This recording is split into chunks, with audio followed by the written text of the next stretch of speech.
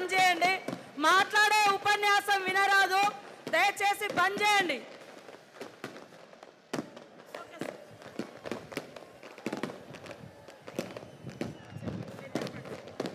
मानिक टगोर जी, रेवंत रेड्डी जी, विक्रमा भट्टी मल्लू जी, मधु याक्षी जी, दामोदर नरसिम्हा जी, जन्ना रेड्डी जी, पोन्नला जी, शाबिर अली जी, जीवन रेड्डी जी, उत्तम रेड्डी जी, मोहम्मद अजहरुद्दीन जी, जग्गा रेड्डी जी, भाइयों और बहनों, कांग्रेस के हमारे प्यारे कार्यकर्ता,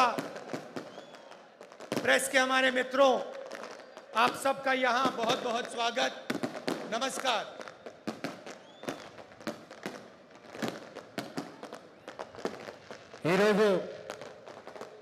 వరంగల్ జిల్లా కేంద్రంలో ఈ రైతు సంఘర్షణ యాత్రలో పాల్గొంటా ఉన్న పిసిసి అధ్యక్షులు రేవంత్ రెడ్డి గారు, సిఎల్పి నాయకులు బట్టి విక్రమార్క గారు, జీవన్ రెడ్డి గారు, అజరుద్దీన్ గారు, మధు యాచ్కి గారు, కోమటిరెడ్డి వెంకటరెడ్డి గారు, ఉత్తమ్ కుమార్ రెడ్డి గారు, అదేవిధంగా వేదికపై ఉన్న కాంగ్రెస్ నాయకులకి, ఇక్కడికి వచ్చేసిన కార్యకర్తలకి, నాయకులందరికీ నమస్కారం।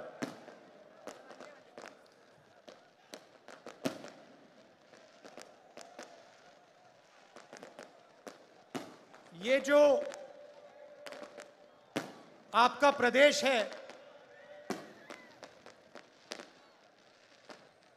नया प्रदेश है, तेलंगाना, ये आसानी से नहीं बना था। इस प्रदेश को बनाने के लिए तेलंगाना के युवाओं ने, तेलंगाना के माता ने अपना खून, अपने आंसू दिए थे। और ये प्रदेश किसी एक व्यक्ति के लिए नहीं बना था, ये एक सपना था, तेलंगाना के जनता का सपना था। మన రాష్ట్రము కొత్త రాష్ట్రము నవరాష్ట్రంగా ఏర్పడ్డది। ఇది చాలా సులువుగా చాలా మంది యువకులు, అమ్మలు, అక్కలు వారి శ్రమతో, వారి రక్తంతో, వారి కన్నీళ్లతో తెలంగాణ రాష్ట్రం ఏర్పడ్డది। ఈ తెలంగాణ రాష్ట్రం ఏ ఒక్కరి మనిషి గురించి రాష్ట్రం ఏర్పడలేదు। తెలంగాణ రాష్ట్రం ఇక్కడ ఉన్న యువకులకి, రైతు సోదరులకి, కార్మిక సోదరులకి, ఉద్యోగులకి, వారికి రాబోయే కాలంలో సుభిక్షమైన రాష్ట్రం ఏర్పాటు కావడానికి తెలంగాణ రాష్ట్రం ఏర్పాటు కావడం జరిగిందని మనవి చేస్తా ఉన్నా। 8 साल हो गए। मैं आपसे पूछना चाहता हूं, तेलंगाना का जो सपना था, प्रगति का सपना, उस सपने का क्या हुआ? पूरा तेलंगाना देख सकता है कि एक परिवार को जबरदस्त फायदा हुआ, मगर मैं आपसे पूछना चाहता हूं, तेलंगाना की जनता को क्या फायदा मिला? क्या आपको रोजगार मिला? आज यहां पर किसानों की विधवा स्टेज पे हैं। रो रही हैं, ये किसकी जिम्मेदारी है? और ये अकेली नहीं है, ऐसी तेलंगाना में हजारों बहनें हैं जिनके पति ने आत्महत्या की। किसकी जिम्मेदारी है? ఈరోజు 8 సంవత్సరాల నుంచి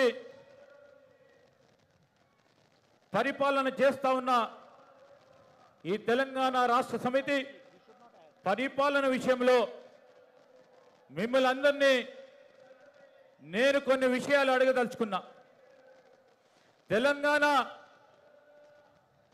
మరి ఏ విధమైతే మనం కలలు కన్నామో తెలంగాణ కళ ఏమైంది? ఆ కళ గురించి ఇప్పుడు ఏం జరుగుతా ఉంది? కేవలం ఒక కుటుంబానికే మేలు జరుగుతా ఉంది. దానివల్ల మనకు ఏమి లాభం జరుగుతా ఉందో మీరు ఆలోచన చేయాలి. నిరుద్యోగ యువతకి ఉద్యోగాలు లేవు. ఈరోజు ఇక్కడ ఉన్న రైతు సోదరులకు సంబంధించి అనేక మంది ఆత్మహత్య చేసుకున్న వారి కుటుంబ సభ్యులు ఉన్నారు. ఇక్కడ వారి కుటుంబ సభ్యులకు సంబంధించిన వారి పరిస్థితికి ఎవరు బాధ్యత వహించాలి? వేదికపై ఉన్న ఈ రైతు కుటుంబాలే కాదు, ప్రతిరోజు అనేక మంది, నెలకు 1000 మంది వరకు, వీరొక్కరే కాదు అనేక మంది ఆత్మహత్య చేసుకుంటా ఉన్నారు. దీనికి ఎవరు సమాధానం చెప్తారు అని మిమ్మల్ని నేను అడుగుతా ఉన్నా. सपने को पूरा करने के लिए आपने अपना खून, अपने आंसू दिए, आप लड़े, मगर हम भी आपके साथ खड़े थे. कांग्रेस पार्टी ने भी आपके साथ ये लड़ाई लड़ी और अंत में कांग्रेस पार्टी ने और सोनिया गांधी जी ने ये काम पूरा करके तेलंगाना की जनता को दिया. और भाई और बहनों, आप ये मत भूलिए, ये काम कांग्रेस पार्टी के लिए आसान नहीं था. कांग्रेस पार्टी को नुकसान हुआ, हमें मालूम था कि हमें नुकसान होने जा रहा है, मगर हम तेलंगाना की जनता के साथ खड़े हुए और हमने मिलकर, आपके साथ मिलकर आपको नया प्रदेश दिया. మీ అందరి కళ నెరవేర్చడానికి అనేక మంది రక్తంతో కూడిన, కన్నీటితో కూడుకొని ఈరోజు అనేక మంది తెలంగాణ వీర యోధులు పోరాటం చేశారు.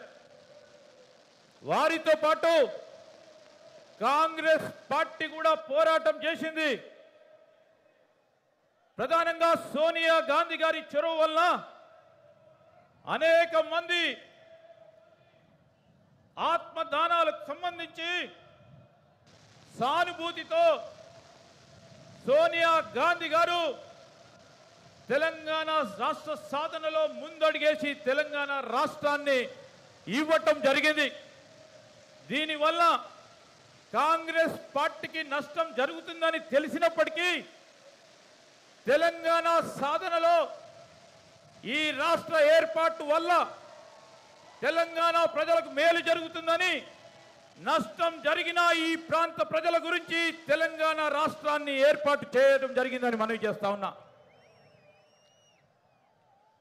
आपने सोचा था कि तेलंगाना की जनता की सरकार बनेगी,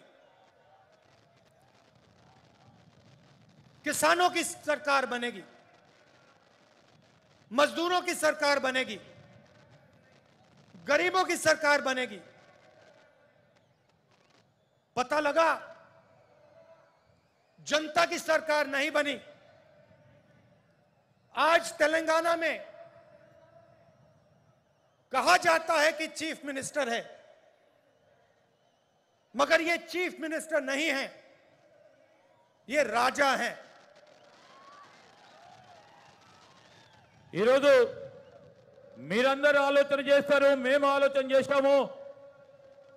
తెలంగాణ ప్రభుత్వం ప్రజలకు సంబంధించి ప్రజల ప్రభుత్వం ఏర్పాటు జరుగుతుందని ఆశించాము. రైతుల ప్రభుత్వం ఏర్పాటవుతుందని, కార్మికుల ప్రభుత్వం ఏర్పాటవుతుందని, బీద బలహీన బడుగు మైనారిటీ వర్గాలకు సంబంధించిన ప్రభుత్వం ఏర్పాటవుతుందని, యువతకు సంబంధించిన ప్రభుత్వం ఏర్పాటవుతుందని ఆశించినాం. కానీ ఆ కల నెరవేరలేదు, అది కాలేదు. ఇక్కడ ఒక ముఖ్యమంత్రి ఉంటారని, ఆ ముఖ్యమంత్రి ప్రజాస్వామికమైన ముఖ్యమంత్రి ధోరణిలో ఈ ప్రభుత్వాన్ని నడుపుతలేడు. మరి రాజాలాగా, ఒక రాజులాగా పరిపాలన వ్యవస్థను ముందుకు తీసుకెళ్తానని మనవి చేస్తా ఉన్నా. राजा और मुख्यमंत्री में क्या फर्क होता है? मुख्यमंत्री जनता की आवाज को सुनता है, राजा जनता की आवाज को नहीं सुनता है. राजा जो करना चाहता है वो कर डालता है. ఈ రెండింటిలో వ్యత్యాసం ఉంది. రాజు మరి అదే విధంగా ముఖ్యమంత్రి అనే పదాల్లో వ్యవహారంలో వ్యత్యాసం ఉంది. ముఖ్యమంత్రి అనేవారు ప్రజలకు సంబంధించిన వ్యక్తిగా ప్రజాస్వామికంగా పరిపాలన చేస్తారు. రాజు అనేవారు తన సొంత పరిపాలన వ్యవస్థ గురించి, ప్రజల గురించి ఆలోచన చేయలేరని మనవి చేస్తా ఉన్నా. मुख्यमंत्री लोकतंत्र में भरोसा करता है. मुख्यमंत्री जनता की बात सुनकर निर्णय लेता है. राजा को लोकतंत्र से कुछ लेना देना नहीं. जो राजा के दिल में आता है वो राजा कर देता है. यह फर्क है. ముఖ్యమంత్రి ప్రజాస్వామిక విధానంలో ప్రజల మాటలు విని పరిపాలన కొనసాగిస్తారు. కానీ రాజు అనేవాడు వారి సొంత అభిప్రాయాలతో, సొంత నిర్ణయాలతో ప్రజలకు సంబంధం లేకుండా మరి పరిపాలన కొనసాగిస్తారని మనవి చేస్తా ఉన్నా.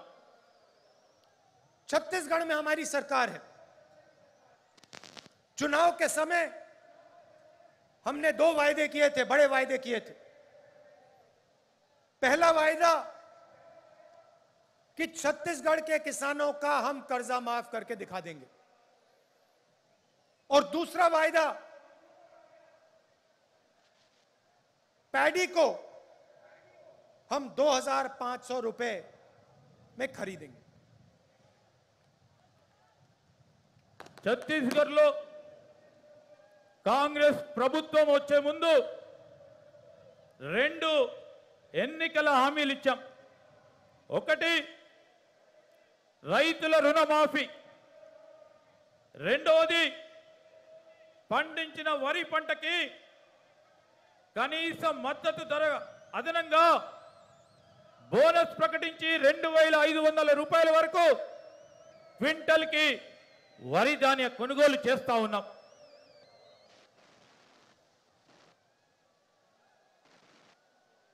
किसानों ने हमें कहा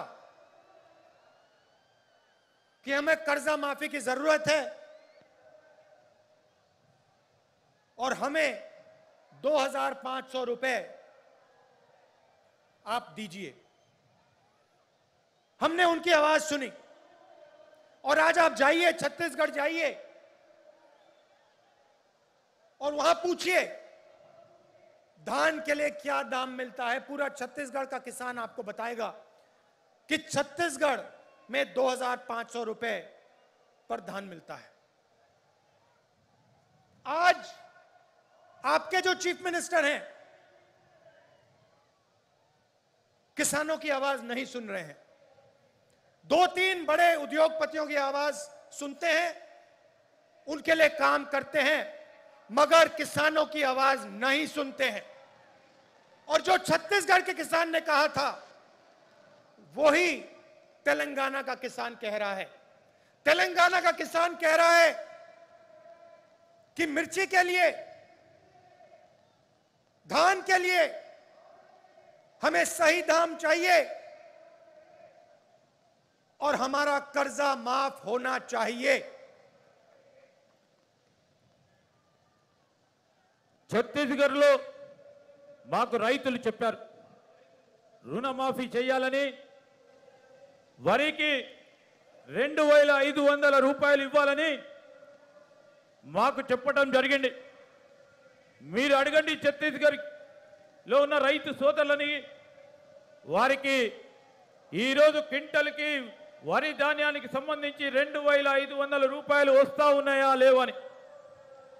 ఇక్కడ మీ ముఖ్యమంత్రి రైతులకు సంబంధించి 2 లేక 3 వ్యాపారుల మాట వింటా ఉన్నారు, రైతుల మాట వింటలేరు. ఎక్కడ కూడా కనీస మద్దతు ధర దొరకటం లేదు. ఈ ప్రాంతంలో మిర్చి సాగు చేస్తా ఉన్న రైతు సోదరులు కానీ, పత్తి సాగు చేస్తా ఉన్న రైతు సోదరులకి కనీస మద్దతు ధర అందటం లేదు అని మీకు మనవి చేస్తా ఉన్నాం. छत्तीसगढ़ तेलंगाना के किसी भी किसान को घबराने की जरूरत नहीं है। जैसे ही कांग्रेस पार्टी की यहां सरकार बनेगी वैसे 2 लाख रुपए का कर्जा माफ होगा और आपको सही एमएसपी मिलनी शुरू हो जाएगी। आपको ज्यादा समय रुकने की जरूरत नहीं है। आप घबराइए मत, डरिए मत। यह काम कुछ ही महीने में कांग्रेस पार्टी करके आपको दे देगी। తెలంగాణ రైతు సోదరులకు మనవి చేస్తా ఉన్నాం, మీరు ఆందోళన చెందవద్దు. మీకు రాబోయే కాలంలో 2 లక్షల రుణమాఫీ ఒకటేసారి అందజేయడానికి కాంగ్రెస్ ప్రభుత్వం రాగానే ఇవ్వటం జరుగుతుందని మీరు భయపడవద్దు, ఆందోళన చెందవద్దు. ఎక్కువ సమయం లేదు, మీరందరూ కలిసి ఉండండి. కాంగ్రెస్ ప్రభుత్వం ఏర్పాటైన తర్వాత మీకు ఇచ్చిన హామీని నిలబెడతామని మనవి చేస్తా ఉన్నాం. ये खोखले शब्द नहीं है, ये तेलंगाना के सपने को पूरे करने का पहला कदम है। किसानों की मदद, किसानों की रक्षा के बिना तेलंगाना का सपना पूरा नहीं हो सकता है। ఈరోజు ఇవి మేము చెప్పే మాటలు వట్టి మాటలు కాదు. ఏ కలతోని ఈ తెలంగాణ రాష్ట్రం ఏర్పడ్డదో, ఈ తెలంగాణ రైతులు వారి జీవితాల్లో ఇంకా మెరుగైన జీవితాలను చూస్తామని ఆలోచన చేశారో, ఈ తెలంగాణ రైతుల ప్రగతి గురించి ఖచ్చితంగా మేమిచ్చిన మాటను నిలబెడతామని మనవి చేస్తా ఉన్నాం. अभी हमने वरंगल डिक्लेरेशन किया और उसमें हमने तेलंगाना के किसानों से वायदे किए। मैंने कर्जा माफी की बात की, एमएसपी की बात की, 15,000 रुपए प्रति एकड़ डायरेक्ट बेनिफिट हम किसानों को देने जा रहे हैं। और रेवंत जी ने पूरा डिक्लेरेशन पढ़ा। यह सिर्फ एक डिक्लेरेशन नहीं है, यह किसानों के लिए कांग्रेस पार्टी की गारंटी है। ఇది ఈరోజు ఇప్పుడే మనము వరంగల్ డిక్లరేషన్ అనే ఈ సభలో డిక్లేర్ చేశాం. రైతులకు 2 లక్షల రూపాయల రుణమాఫీతో పాటు కనీస మద్దతు ధర 15,000 రూపాయలు నేరుగా రైతులకు లాభమయ్యే విధంగా ఇప్పుడు డిక్లేర్ చేశాం. రేవంత్ గారు ఇప్పుడే పూర్తి స్థాయిలో ఆ డిక్లరేషన్కు సంబంధించిన అనేక అంశాలని మీ ముందుకు పెట్టడం జరిగింది. ఇది కేవలం డిక్లరేషన్ కాదు, కాంగ్రెస్ పార్టీ తరఫున ఇది రైతులకిచ్చే కాంగ్రెస్ పార్టీ తరఫున గ్యారంటీ అని నేను తెలంగాణ రైతులకు మనవి చేస్తాను. तेलंगाना के हर किसान को ये डिक्लेरेशन पढ़ना चाहिए। और जब आप इस डिक्लेरेशन को पढ़ेंगे, आप ये बात याद रखिए कि इस डिक्लेरेशन का हर शब्द कांग्रेस पार्टी की गारंटी है। మీరు ప్రతి రైతు ఈ రాష్ట్రంలో ఉన్న ప్రతి రైతు డిక్లరేషన్ ని చదవాలి। మీరు చదివి ఈ డిక్లరేషన్ లో ఉన్న ప్రతి అంశం విషయంలో మేము చెప్పదలుచుకున్నాం, ఇది కాంగ్రెస్ పార్టీ గ్యారంటీ, రైతు సోదరులను మరి ఆదుకునే కార్యక్రమ భాగంలో బాధ్యతగా అని మీ అందరికి మనవి చేస్తా ఉన్నాం। और ये हम इसलिए कर रहे हैं क्योंकि हम जानते हैं कि अगर किसान कमजोर रहेगा तो तेलंगाना का सपना पूरा कभी नहीं हो सकता है, क्योंकि किसान ही इस प्रदेश की नींव है, फाउंडेशन है। ఈ రోజు మేము మీకు చెప్పదలుచుకున్నది ఒకటే, రైతులు బలహీనపడ్డప్పుడు తెలంగాణ రాష్ట్రం ప్రగతిలో నడవలేదు। అలాంటి సందర్భంలో ఈ డిక్లరేషన్ రైతు సోదరులకు ఒక పునాదిగా మన రాష్ట్రంలో కొత్త వ్యవసాయానికి సంబంధించి వ్యవసాయంపై ఆధారపడి ఉన్న రైతు సోదరులకు, రైతు కూలీలకి, కౌలు రైతులకి ఒక పునాది ఈ డిక్లరేషన్ అని మనవి చేస్తా ఉన్నాం। मैंने पहले आपसे सवाल पूछा था कि तेलंगाना के साथ धोखा किसने किया। तेलंगाना का जो सपना था उससे किसने धोखा किया। तेलंगाना से हजारों करोड़ रुपए किसने चोरी किए, उस व्यक्ति का नाम क्या है। नहीं, सुनाई नहीं दिया, फिर से बोलिए, क्या नाम है उसका। तो आप एक बात अच्छी तरह समझ लीजिए और कांग्रेस का हर नेता, हर कार्यकर्ता इस बात को अच्छी तरह समझे।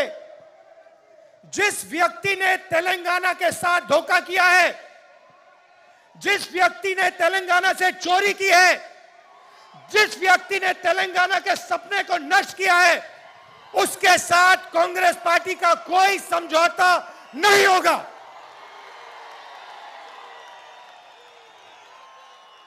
మిమ్మల్ని ఇంతకు ముందు ఒక ప్రశ్న అడిగా, ఎవరు ఈ తెలంగాణ రాష్ట్రానికి సంబంధించిన ప్రజలను మోసం చేశారని। తెలంగాణ కళని ఎవరు మోసం చేశారని, వేల కొలది రూపాయలకు సంబంధించిన అవినీతి ఎవరు చేశారు, దీనికి కారకులు ఎవరు, నష్టం చేసిన వారెవరు అని మిమ్మల్ని అడుగుతా ఉన్నాం। ఈరోజు గట్టిగా చెప్పాలా మీరు అని, ఈ మోసం చేసిన వారు ఎవరు అని మేము అడుగుతా ఉన్నాం।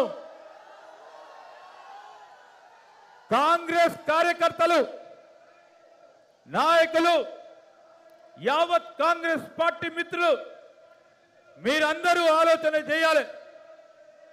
కాంగ్రెస్ పార్టీ ఇలాంటి మోసం, తెలంగాణ రాష్ట్ర ప్రజలను మోసం చేసిన వారిని, తెలంగాణ కళలని మోసం చేసిన వారిని, వారితోని ఏ విధమైన మనకు వారికి ఏ విధమైన సంబంధం ఉండబోదని కాంగ్రెస్ పార్టీ కార్యకర్తలకి, నాయకులకి మేము మనవి చేస్తా ఉన్నాం।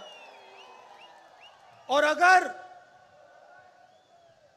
ये सवाल आज के बाद किसी भी कांग्रेस नेता ने उठाया, उसको हम कांग्रेस पार्टी से बाहर कर देंगे।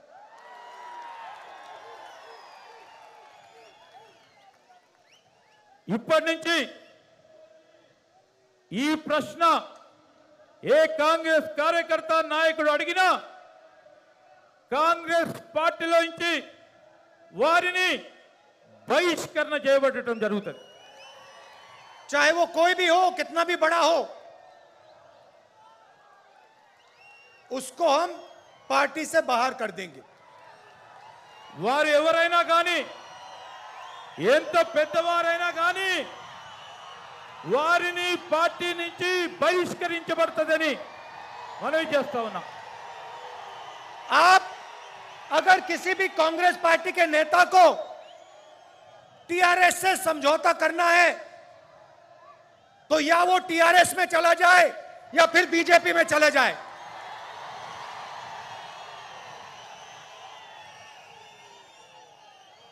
మీరు ఎవరైనా కాంగ్రెస్ పార్టీ నేతలు కార్యకర్తలు టిఆర్ఎస్ పార్టీతోనైనా బీజేపీ పార్టీతోనైనా ఏ విధమైన ఒప్పందాలు చేసుకున్నా అనుబంధం పెట్టుకున్నా వారు టిఆర్ఎస్ లకు పోవచ్చు, బీజేపీలకు పోవచ్చు, కాంగ్రెస్ పార్టీలో ఉండొద్దని మనవి చేస్తా ఉన్నాం. हमें उस व्यक्ति की कोई जरूरत नहीं है. మాకు ఆ వ్యక్తి అవసరం లేదు. हम यहां हमारी विचारधारा की लड़ाई है. हम राजा से समझौता नहीं करेंगे.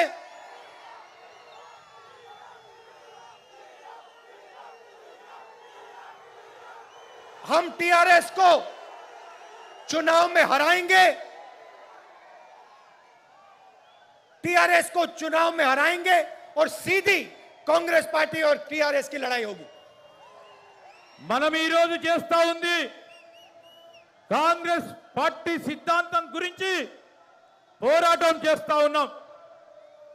రాబోయే ఎన్నికల్లో టిఆర్ఎస్ పార్టీని ఓడగొడతాం, కాంగ్రెస్ ప్రభుత్వాన్ని ఏర్పాటు చేస్తామని మనవి చేస్తా ఉన్నాం. और एक बात और याद रखिए, जिस व्यक्ति ने तेलंगाना के सपने को नष्ट किया और तेलंगाना के किसानों से, मजदूरों से, युवाओं से लाखों करोड़ रुपए चोरी किए, उसको हम माफ नहीं करने वाले हैं. ఈ రోజు మీరు అందరూ గుర్తుపెట్టుకోండి, తెలంగాణ రాష్ట్ర ప్రజల కలలను ఎవరైతే నష్టం చేసిండ్రో ఈ తెలంగాణ ప్రాంత యువతని, తెలంగాణ ప్రాంతానికి సంబంధించిన కార్మికులని, ఉద్యోగస్తులని ఎవరైతే నష్టం చేసిండ్రో వారి పేరు చెప్పి అవినీతి చేసిండ్రో వారి ఈ ఎట్టి పరిస్థితుల్లో రాబోయే కాలంలో ఊరుకోబాము, వారి వెంట పడతామని మనవి చేస్తా ఉన్నాం. और चुनाव के समय जब टिकट का सवाल उठेगा, और ये सब नेताओं को अच्छी तरह बात सुननी चाहिए, जब चुनाव के समय टिकट की बात उठेगी तो जिस व्यक्ति ने जनता की लड़ाई लड़ी होगी उसी को मेरिट बेसिस पे टिकट मिलेगा. चाहे आप कितने भी बड़े हो, आप कोई भी हो, अगर आप किसानों के साथ नहीं खड़े थे, अगर आप गरीबों के साथ नहीं खड़े थे, तो आपको कांग्रेस पार्टी का टिकट नहीं मिलने वाला है. ఎలక్షన్ సమయంలో టికెట్ అంశం వచ్చే వరకు ప్రధానంగా ముఖ్యంగా మన నాయకులు వినాలే. ఏ వ్యక్తి అయినా ప్రజల గురించి పోరాటం చేయడో, రైతులు, పేదవారు, యువత, ఉద్యోగస్తులు, కార్మికుల గురించి పోరాటం చేయరు, వాటికి వారందరికీ కూడా ఎట్టి పరిస్థితుల్లో టికెట్ ఇచ్చే ప్రసక్తి ఉండదని ఈరోజు వారు చేసిన పని మీద, వారు చేసిన పోరాటం మీద ప్రగతి రిపోర్టును తీసుకొని మెరిట్ బేస్డ్ అంశాలపై టికెట్లు ఇవ్వటం జరుగుతుందని ఎంత పెద్దవారైనా పార్టీకి ఎంత సేవ చేసినా ప్రజల్లో ఉండి సేవ చేస్తా ఉన్న వ్యక్తికి ఎంపిక చేయడం జరుగుతుందని మనవి చేస్తా ఉన్నాం. सोनिया जी ने जब तेलंगाना आपको दिया, उसके पीछे एक सपना था.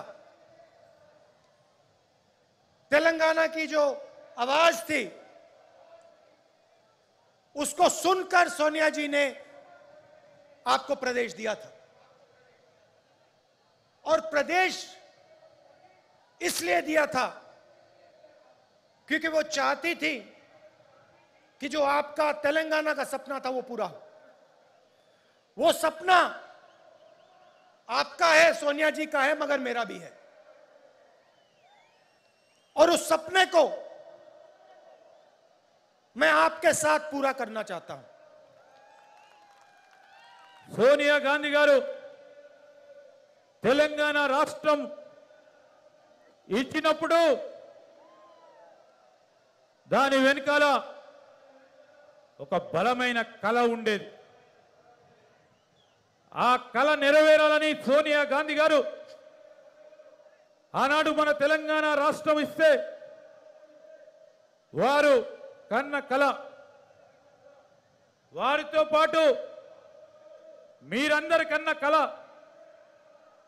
మీతో పాటు నేను కూడా కన్న కళ నెరవేరటానికి మీతో పాటు ప్రయాణం చేసి ఆ కళ నెరవేర్చడానికి ఆర్నిశలు కృషి చేస్తానని మనవి చేస్తా ఉన్నాం. तो जहां भी मेरी जरूरत होगी, जहां भी आप मुझे बुलाना चाहते हो, जहां भी मैं तेलंगाना की मदद कर सकता हूं, मैं करने को तैयार हूं. మీరు నా అవసరం ఎక్కడున్నా ఎప్పుడున్నా తెలంగాణ ప్రజలకు సంబంధించిన ఏ అంశం వచ్చినా మీరు ఎప్పుడు నన్ను రమ్మన్నా మీ తరఫున వచ్చి మీతో పాల్గొంటానని మనవి చేస్తా ఉన్నాం. ये सिर्फ आपकी लड़ाई नहीं है, ये सिर्फ तेलंगाना के किसानों की, युवाओं की लड़ाई नहीं है. ये कांग्रेस पार्टी की लड़ाई है और ये मेरी लड़ाई है. ఇది మీ ఒక్కరి పోరాటం కాదు. తెలంగాణ రాష్ట్ర యువతి యువకులది కానీ రైతుల గురించే కాదు, మీ పోరాటమే కాదు, ఇది నా పోరాటం. నా పోరాటంతో పాటు ఈ తెలంగాణ కళను రాష్ట్రం ఏర్పాటు కావటం కంటే ముందు ఏ విధంగా కళను కన్నామో ఆ కళను కనడానికి కాంగ్రెస్ పార్టీ మీ పోరాటంలో ముందుండి కాంగ్రెస్ పార్టీ పోరాటం అని కూడా నేను మనవి చేస్తా ఉన్నా. मैंने पहले कहा था कि जो भी व्यक्ति कहता है कि टीआरएस के साथ समझौता होना चाहता है, उसे या बीजेपी में या टीआरएस में चला जाना चाहिए. क्योंकि समझौता अगर है तो बीजेपी और टीआरएस का समझौता है. आप याद रखिए, जब नरेंद्र मोदी जी ने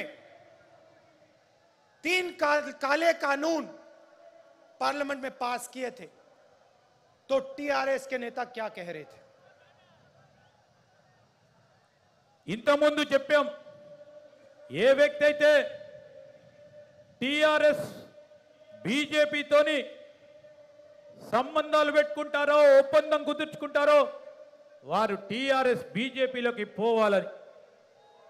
ఇది కేవలం మాటకే కాదు, టిఆర్ఎస్ బీజేపీ ఒకటి, వీర ఇద్దరి మధ్యలో ఒప్పందం ఉన్నది. నరేంద్ర మోడీ గారు పార్లమెంట్లో 3 నల్ల చట్టాలు రైతులకు వ్యతిరేకంగా ప్రవేశపెట్టినప్పుడు దానికి ప్రత్యక్షంగా పరోక్షంగా మద్దతు పలికారు టీఆర్ఎస్ పార్టీ వారిని మనవి చేస్తా ఉన్నాం. बीजेपी जानती है कि वो तेलंगाना को डायरेक्टली रूल नहीं कर सकते. वो जानते हैं कि तेलंगाना में उन्हें रिमोट कंट्रोल की जरूरत है.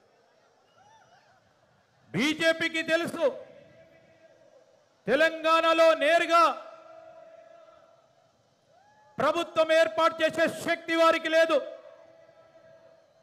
అందుకోసమే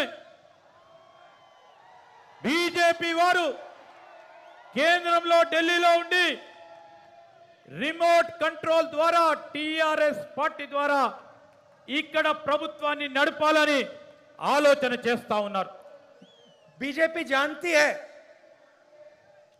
कि कांग्रेस बीजेपी से कभी समझौता नहीं कर सकती. इसलिए बीजेपी चाहती है कि तेलंगाना में टीआरएस की सरकार रहे. బీజేపీకి తెలుసు ఎప్పుడు కూడా ఈ భూ ప్రపంచం ఉన్న వరకు కాంగ్రెస్ బీజేపీ తోని పొత్తు ఉండదు, ఒప్పందం ఉండదు, సంబంధం ఉండదని. అందుకోసమే బీజేపీ వారు కాంగ్రెస్ ప్రభుత్వం ఇక్కడ ఏర్పడుతుందని టీఆర్ఎస్ పార్టీ ప్రభుత్వానికి మద్దతునిస్తా ఉంది. వారి ద్వారా ప్రభుత్వం నడిపించే కార్యక్రమం చేస్తుందని మనవి చేస్తా ఉన్నాం. और सबूत यह है कि तेलंगाना के चीफ मिनिस्टर जितना भी पैसा चोरी करना चाहते हैं कर सकते हैं और बीजेपी की सरकार ना उन पे ईडी लगाती है ना सीबीआई लगाती है. సాక్ష్యము మనమందరం చూస్తా ఉన్నాం. తెలంగాణ ప్రభుత్వం ఎంత అవినీతి చేసినా మరి ఈరోజు కేంద్ర ప్రభుత్వం ఈడీ ద్వారా కానీ ఇతర దర్యాప్తు సంస్థల ద్వారా కానీ విచారణ జరుపుతలేదు. మీరు గమనించమని కోరుతా ఉన్నాం. ये रैली किसानों के लिए थी, किसानों को भरोसा देने के लिए थी, वरंगल डिक्लेरेशन के लिए थी. हम चाहते थे कि तेलंगाना के किसानों को मालूम हो कि कांग्रेस पार्टी एक साथ उनके साथ खड़ी है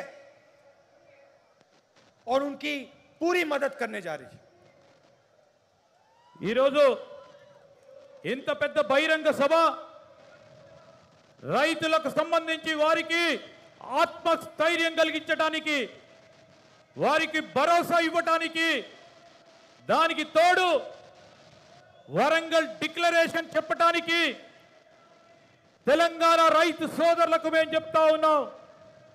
కాంగ్రెస్ పార్టీ ఎల్లప్పుడూ కూడా రైతు సోదరులకు సంబంధించిన ఏ అంశం వచ్చినా వారితోని నడుస్తుంది, వారికి అండగా నిలబడుతుందని ఈ రోజు ఈ బహిరంగ సభ ద్వారా మేము తెలియజేసుకుంటున్నాం. किसानों को हमने इसलिए मैसेज दिया क्योंकि वो इस प्रदेश की नींव है, फाउंडेशन है.